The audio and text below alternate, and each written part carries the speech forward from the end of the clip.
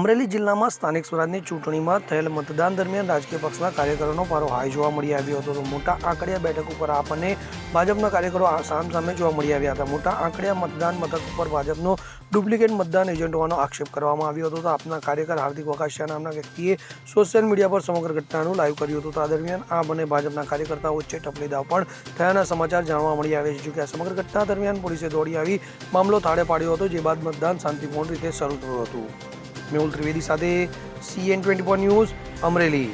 હવે જુઓ દેશ દુનિયાની તમામ ખબરો તમારી આંગળીના ટેરવે. ઉઠાવો મોબાઈલ અને Google Play Store પરથી ડાઉનલોડ કરો અમારી CN24 ન્યૂઝ મોબાઈલ એપ.